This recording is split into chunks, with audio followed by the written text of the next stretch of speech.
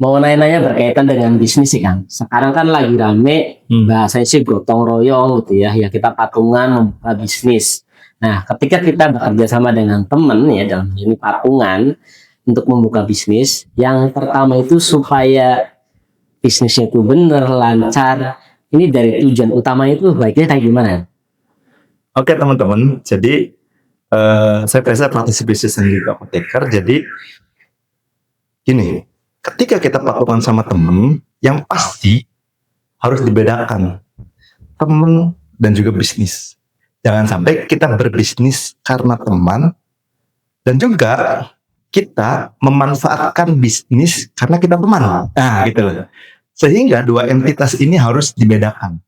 Ketika kita masalah pertemanan, ketika masalah urusan bisnis dan bisnis. Jadi tujuannya adalah kalau bisnis berarti harus bisnis.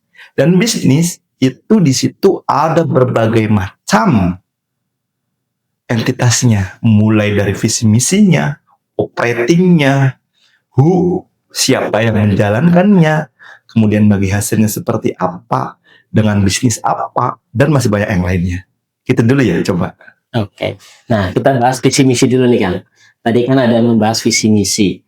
Nah, untuk visi misinya sendiri, kita itu bikinnya seperti apa tuh? Apakah harus ada jangka panjang dan juga jangka pendek atau gimana biar dalam proses bisnis bareng-bareng ini aman? Oke, jadi betul perlu disatukan dulu sebelum visi misi. Bahkan sebetulnya perlu disatukan dulu kesepakatannya seperti apa tadi. Baru kita masuk ke visi misi. Visi misi ini kan sudah mau jalan ya.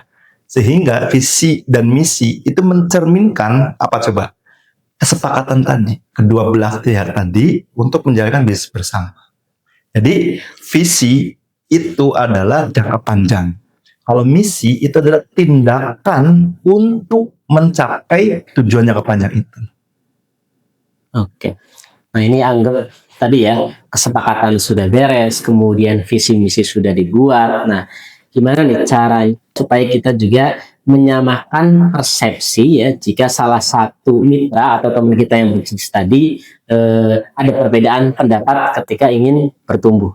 Nah, mulai dari situ haruslah dibuat kesepakatan. Bisa kesepakatan di notaris kalau jumlahnya besar di atas ratusan juta bukan miliaran mungkin, atau di atas kertas yang ditandatangani kedua belah pihak yang mana ada saksinya dan di atas materai.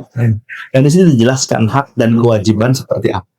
Sehingga kalau salah satunya ada yang melenceng, balikan lagi terhadap kesepakatan dan perjanjian itu. Oke, berarti tadi adanya di hak dan kewajiban masing-masing dari pengelola tadi ya. Yeah. Jadi intinya sih harus ada jabatan khusus gitu ya. Jadi misalkan si A dia jadi direktur atau marketing atau dan itu nggak boleh melangkahi sama yang lainnya. Oke, lanjut Kang.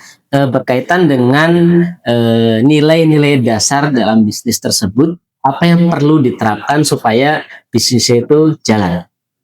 Nah, nilai-nilai dasar kita setelah menemukan bisnis yang fit, yang marketnya oke, bisa digarap, kemudian ada nilai-nilai dasar ini sebetulnya merujuk kembali ke nilai-nilai dasar kemanusiaan. Apa coba nilai kemanusiaan? Yaitu nilai-nilai saling percaya. Yang kedua transparansi. Kemudian yang ketiga adalah integritas. Sehingga dari ketiga ini kalau dipegang semuanya, insya Allah ini akan bertahan. Apalagi kalau udah membesar. Nah bahayanya kalau udah membesar ini nggak dipegang, mohon maaf, kadang bisa pisah atau bisa runtuh, bahkan saling lapor kan polisi. Nauzubillah ya, jangan sampai ya. Oke, kalau berkaitan dengan ini nih kan, emang biasanya kalau bisnis kerjasama itu kan ketika lagi struggle-struggle-nya ya mungkin bisa tuh bareng-bareng. Nah ketika sudah bagus nih, baru tuh ada mulai apa namanya ya, yang merasa dia kerjanya paling berat, kerjanya paling keras, sedangkan kok hasilnya sama. Itu gimana tuh cara mengatasinya? Nah itu tadi balik ke kesepakatan tadi. Nah jadi kesepakatan itulah yang menentukan. Kan ada orang yang dia itu nyumbang tenaga, ada orang yang nyumbang uang, ada orang yang mungkin nyumbang tempat. Itu kan semuanya kan porsinya ada gitu loh. Jadi inilah keinsyafan dibutuhkan. Keinsyafan itu maksudnya apa? Ya kita tuh diturunkan egonya. Maka dari itu tadi nilai-nilai yang saya bangun. Integritas, saling percaya, dan juga transparan. Gitu. Berarti kalau boleh dipilih daripada kita berantem di setengah jalan, kita lebih baik berantem di awal tadi ya. Betul seperti itu. Sangat betul. Jadi itulah kenapa orang-orang yang sekarang dia itu dari mulai jebol bayi sampai mungkin bisnisnya udah level growth. Artinya kalau mungkin dirupiahkan omsetnya udah di atas 5, 10, 20 miliar misalnya, ya selalu berpegang terhadap nilai dasar tadi. Yang mana bisa jadi di awal dalam pendirian berantem dulu tuh. Atau ya dibuat kesepakatan benar-benar itu tadi sesuai visi jangka panjang. Jadi artinya apa? Dalam Islam, kalau saya beragama Islam, itu win-win solution. Dan inilah yang namanya rahmatan lil alamin. Semuanya kebagian rahmat, kebagian untungnya. Bukan cuma untung dunia, untung akhirat aja. Oke, masih berkaitan dengan kerjasama tadi ya.